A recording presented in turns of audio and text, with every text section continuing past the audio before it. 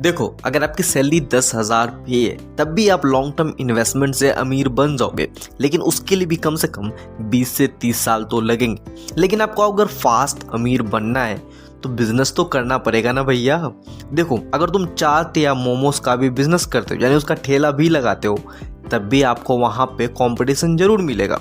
तो सबसे बड़ा सवाल आता है कि कोई भी कस्टमर आपके पास ही क्यों आएगा, यानी आपसे ही क्यों खरीदेगा।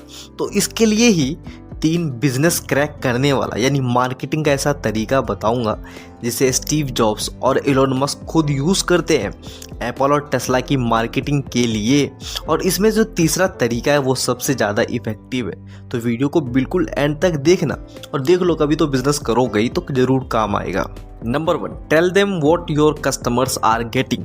स्टीव जॉब्स ने जब पहली बार आईफोन लॉन्च किया था तो उसका प्राइस $499 था, यानी अभी के हिसाब से 40,000 रुपए। और उस टाइम के माइक्रोसॉफ्ट के वेल एजुकेटेड सीईओ स्टीव बॉलमेट से जब इसके बारे में पूछा गया तो वो हंस कर पागल हो गए और उन्होंने कहा कि $500 का फ़ोन कोई भी नहीं खरीदेगा, और ऐसा फ़ोन जिसमें तो बटन भी नहीं है। स्टीव जॉब्स भी जानते थे कि $499 का फ़ोन बहुत ज़्यादा महंगा है, लेकिन इसके अंदर क्वालिटी भी है।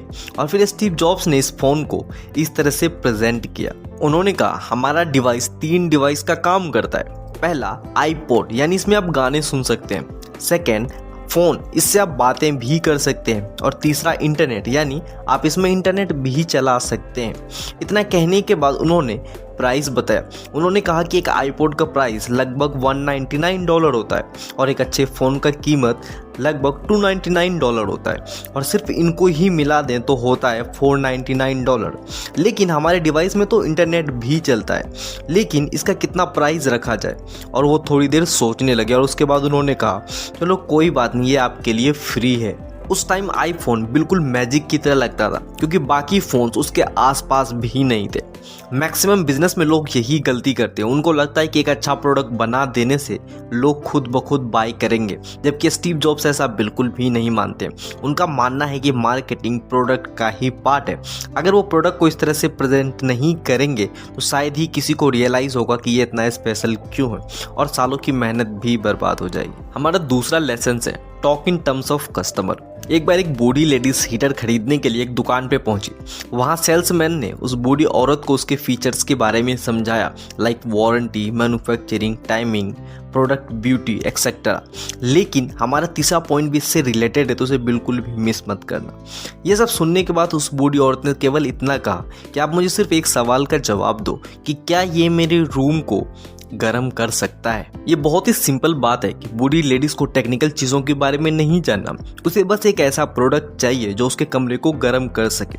ठीक उसी तरह आज एप्पल का मैकबुक कितना शानदार नज़र आता है, लेकिन शुरुआती टाइम पे ये कुछ ऐसा दिखता था और इसे इस तरीके से प्रेजेंट किया गया था जिससे कस्टमर को पता भी नहीं था कि वो उससे क्यों खरीद रहे हैं और उनसे क्या फ़ायदा होने वाला है। लेकिन जब स्टीव जॉब्स ने आईपॉड लॉन्च किया तो उन्होंने इसकी क्वालिटी के बारे में बिल्कुल भी नहीं बात की। बस उन्होंने सिर्फ इतना कहा कि 1000 सॉन्ग्स इन योर पॉकेट, यानी आप 1000 सॉन्ग को हमेशा अपने साथ कैरी कर सकते हो।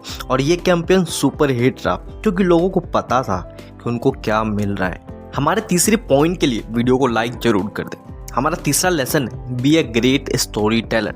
जब स्टीव जॉब्स ने $499 का आईफोन लॉन्च किया था तो सभी हंस रहे थे, पर स्टीव जॉब्स ने लॉन्च से पहले कहा था कि हम 3 प्रोडक्ट लॉन्च करने वाले हैं। फिर लॉन्च के टाइम उन्होंने आईपॉड, फ़ोन और इंटरनेट के बारे में एक्सप्लेन किया कि वो कैसे उनकी लाइफ को आसान बना सकता है। और फिर उन्होंने कहा, ओह, ये तीनों डिवाइस का काम तो हमारा अकेला आईफोन कर सकता है, जिसने लोगों को अचानक से अट्रैक्ट किया। ठीक इसी तरह एलोन मस्क जब टेस्ला के ट्रक को लॉन्च कर रहे थे, अगर वो चाहते तो इतना कह सकते थे कि हमारा ट्रक 0 से 5 सेकंड में 60 माइल पर आवर की स्पीड अचीव कर सकता है। लेकिन वो जानते थे कि अगर इतने सिंपल तरीके से वो बताएंगे तो कोई भी इसमें इंटरेस्ट नहीं लेगा, इसलिए उन्होंने एनिमेशन और स्टोरी का सहारा लिया। उन्होंने टेस्ला के ट्रक को एक आम ट्रक से कंपेयर किया, जिसमें टेस्ला का ट्रक 5 सेकंड में अपनी डेस्टिनेशन तक पहुंच जाता है और दूसरा ट्रक स्लो रहता है और वो लेट हो जाता है। तो एलोन मस्क ने कहा कि बोर मत होना, इस ट्रक को अपनी डेस्टिनेशन तक पहुंचने में अभी टाइम लगेगा, थोड़ा वेट कीजिए। और हमेशा से ऐसा ही होता आया है। यहाँ पे एलोन मस्क ने अपने ट्रक को सबके सामने अच्छा बताया, वो भी इनडायरेक्ट वे में।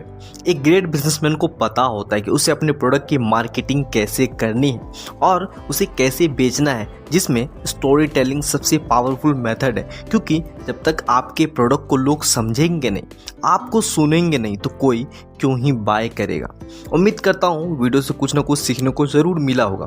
तीनों लेसन्स में से आपको सबसे इफेक्टिव कौन सा लगा कमेंट करके ज़रूर बताना, और फाइनेंशियल और लर्निंग वीडियोस के लिए चैनल को सब्सक्राइब जरूर करना। जय हिंद।